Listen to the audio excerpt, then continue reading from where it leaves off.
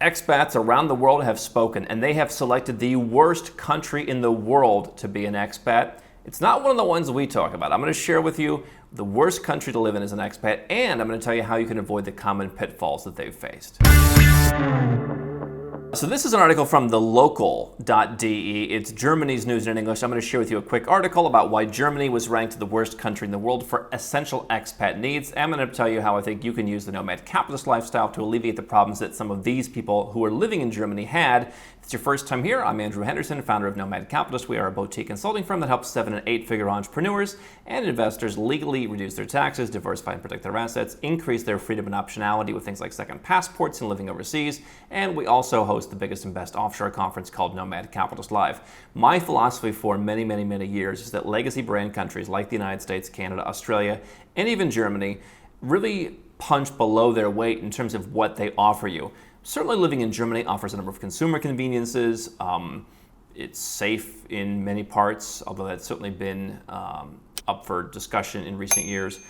But in terms of what you get, I'll take living in tax-friendly Malaysia, great weather Malaysia, over living in Germany any day of the week. I just think you get a lot more value for your money without the brand name. And so here's what the local had to say. Internationals who move to Germany are happy in the workplace, but have delivered a crushing verdict on how hard it is to find a home and settle into society around them, says a new survey. Now, the one thing you'll see in these expat reports, worst country, best country, it's often based around people who have jobs. And so for years, we would tell you about how the top 10 this or that, so it was always, Australia and Austria and Canada, because it's largely people who they want to make a living. And so the one reason that you might want to stay in the United States is that you are a doctor or a dentist, or you have an IT job that requires you to be there. If you're in the United States, that's a valuable place to be for that kind of work. A dentist in Bulgaria is not going to make nearly as much as a dentist in Montana or in New York. But for most people who can live and work anywhere, or for the doctors and dentists that we've worked with who have clinics and they have other doctors and dentists working there, you can live wherever you want, and you don't have to judge where you're living based on the quality of having a job, of course, which makes the list a whole lot different. And so all these top 10 lists of why you should move to Australia just get thrown right out the window. Here's from The Local. In the latest annual survey conducted by Internations on expat attitudes in 52 countries, internationals living in Germany made a swath of complaints about the difficulty of adapting to their new lives. In the category of expat essentials, which includes bureaucracy, digitization, and housing, Germany came in rock bottom. This just shows what I talk about. Legacy brand countries, the brand names, the Louis Vuittons, the Pradas of countries. Listen, if you want to wear Prada shoes, I'm all for it. But if you are judging a place saying, hey, Prada shoes are the best, rather than a fashion statement, rather than part of your look, I'm going to take umbrage with that, and that's where Germany comes in. It is a country that has a brand, and people go there for the brand, and then they're disappointed when the brand isn't as good as they thought. It's a tale that's been happening for centuries, going back to early immigration to the United States, when they said the streets were paved with gold, and people realized not only weren't they paved with gold, but they were asked to pave them at all. Some 56% of respondents complain about how hard it is to find a place to live, which is a figure over double the global average. So, good news is, on a global basis, 1 in 4 people who don't even own their own business, don't even have investments, most of them are not probably 7- or 8-figure individuals. Nothing wrong with that, just saying that they don't maybe have some of the resources you do. Only about 1 in 4 people globally have trouble finding a house. So that means moving overseas doesn't really need to be that hard, just in Germany. Close to half also said they had a hard time living in Germany without language skills. It's a big one. While 55% said that German was a difficult language to learn, compared to an average of 38% for other languages in the survey. So again, 62, 5 out of 8 people around the world said if they had to learn a language, it wasn't really that difficult for them. Again, do you need to move to a country where you have to learn a new language? Not necessarily, because again, you're not going to work at an office. You're not doing some of the day-to-day stuff. So when you read these reports about how difficult life is overseas, remember that you can work from home in your new home in a new country that's tax-friendly, has the weather you want. You can select a place with nice people. You can select a place where you don't need to learn a new language, or live in a certain enclave where you don't need to learn a new language, or just hang out there because you're not going to a job. Germany also fared poorly on issues such as cashless payments and access to high-speed internet. And isn't that amazing? I have a friend, I always call him, and he lives in Spain. And every single time you call this guy, you've got some internet connection. I'm in Malaysia, I'm in Serbia, I'm in all kinds of places. And it's like, this guy lives in Spain, You know, the great Spain, everyone wants to live in Spain. No, it's so amazing, it's Spain. Never could this guy get his internet to work, ever, for years. I'm telling you, never have I had a call with this guy that works. And apparently Australia, internet's pretty bad. I have friends in the United States, which is used to be kind of a laughing stock, and now it's actually relatively competitive in all fairness. But parts of the US, Australia, Germany, apparently, you don't have good internet. I live in Malaysia. I've got 1 gig internet. It works perfectly. It never has a problem. It's amazing. And I pay like $12 or something. Okay, I pay like $40 a month.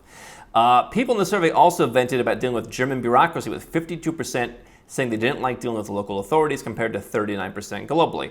I really hate German bureaucracy, says one respondent who hails from the UK, especially the fact that nothing is digitized. It takes forever to get in touch with any of the local authorities to discuss residence permits and the like. Some 12,000 people across 52 countries were asked for their opinions. And what came in number one? Only the place we've been telling you about for 7 or 8 years now. Mexico topped the rankings, with participants gushing about the ease of settling in and the great purchasing power they have.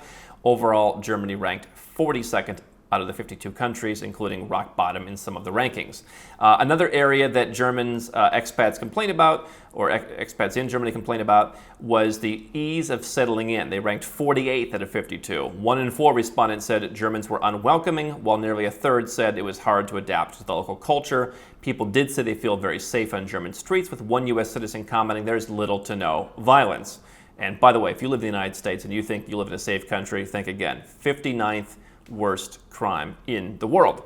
Respondents also commended Germany on its focus on environmentalism, 78% saying green goods and services are available. And of course, where Germany really shone was in the workplace, with only second to Ireland, which is, people don't realize this, like, I think the number 2 income country in the world. People often overlook Ireland for a lot of things, whether it's for a job, whether it's for friendly tax policies, whether it's for English speaking. I think it's a country that should get some more attention. Of course, 73% of folks like the workplace in Germany because you're getting paid well, and they saw the German economy as strong 9 out of 10 times. So, a couple things that apply here. Again, these rankings, if you are an entrepreneur, my life, I go to my own offices when I'm in the countries where we have offices, but I'm not going to an office. I'm not necessarily speaking to colleagues. And in our office, of course, we speak English, right? And everyone speaks fluent English, and that's a criteria for being hired. And so I'm in control of that. I work where I want, and I don't have the issues where I go where I want. I live in the enclave where I want. Up until just recently, when I said I placed an order for a car, I've never had a car. I use ride sharing, and I generally stay in my neighborhood. I stay in my nice little neighborhood that has what I like, and I meet people and invite people over when I want, what have you. So anyway, you can define your life as an entrepreneur. First thing that comes to my mind here is cultures matter. And I think that one of the things that you maybe don't think about as much before you leave to go overseas, one of the things people should pay more attention to is not language, because you can speak English in lots of places, and especially if you're not going to a workplace, you can handle that. And you can choose English-speaking countries. But it's niceness, it's culture. Yeah, I love Germans, and I love the German culture. I love how things get done. I'm often telling people, is that a German 3 o'clock you're coming by? I love kind of many elements of the Germanic culture, but I do know that many people who've lived in Germany, Austria, etc., really feel like it's hard to fit in. I sat next to a guy in a plane flying back to the U.S. from Vienna many years ago, and he was married to an Austrian woman, and he said like how difficult it really was for him to make any friends. I was having champagne with some Austrians a couple years ago in the summer, and just kind of an abrupt ending to the conversation. And it's just kind of like, it's hard to kind of get in with some of these people. If you're not used to that culture, it is difficult. And so where people, by the way, I really love the culture, but I think if you want to find a place where you can fit in with the culture, there's one thing to love and respect something, and another thing to say, I feel one here. One of the things that Mrs. H drew my attention to over the years was how nice people are in places like Malaysia. I think Mexico, which is mentioned here, people are very warm and nice. And so if you're someone who wants warmth, if you're someone who wants nice, if you're someone who wants service, look for places that offer that.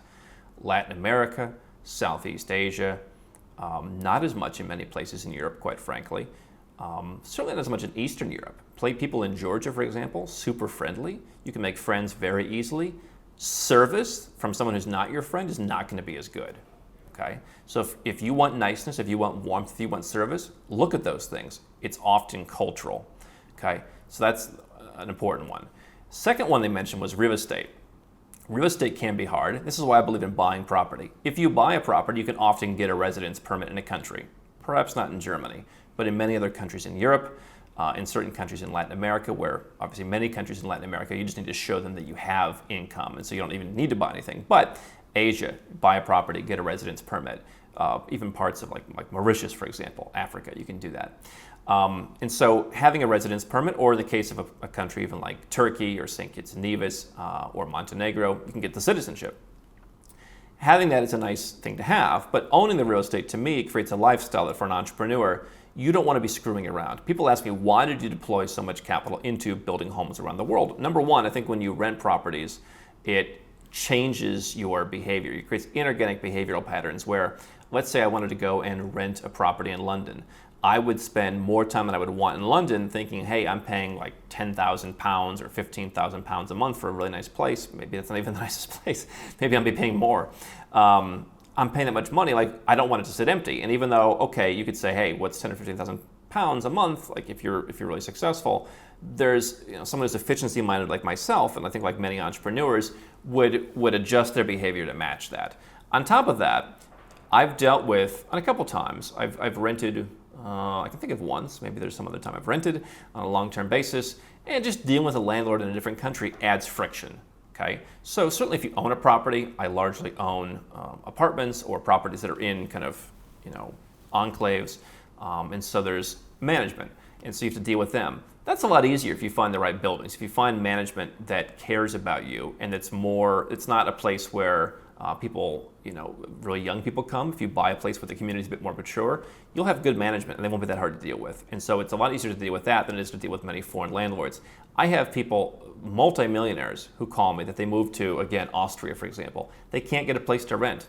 We've had a number of guys we've worked with who are professional poker players. Good luck finding anyone to rent to them.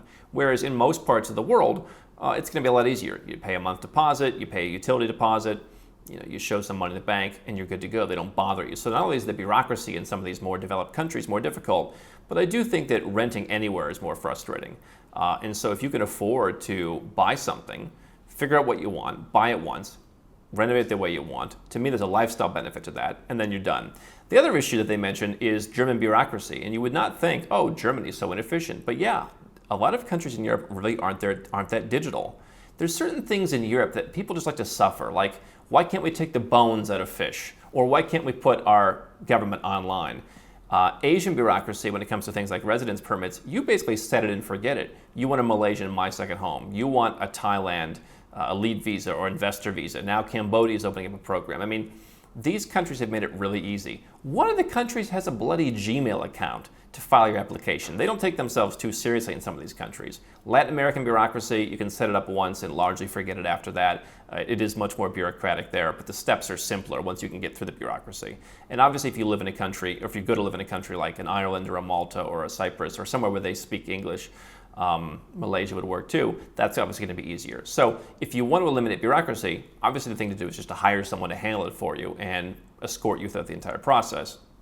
But I do definitely agree that Europe adds a level of bureaucracy that's just not necessary.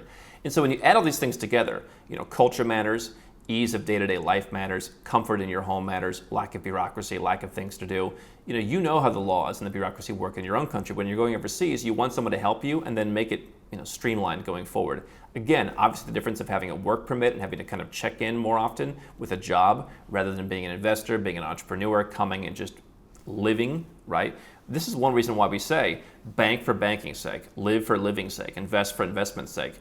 Moving from one country to Germany or from one country to Mexico isn't going to solve your problems. I love Mexico, but I wouldn't bank in Mexico. I'd have my bank somewhere else where banking works and where banking was safe and where you didn't have some of the issues that you have.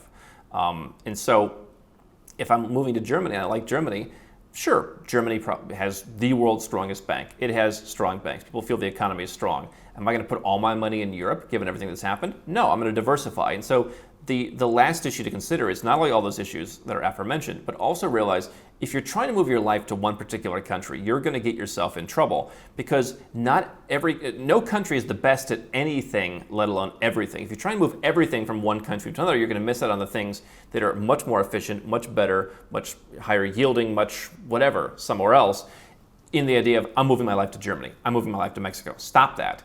Move your banking to Singapore. Move your banking, if you have less money, to a place like Georgia.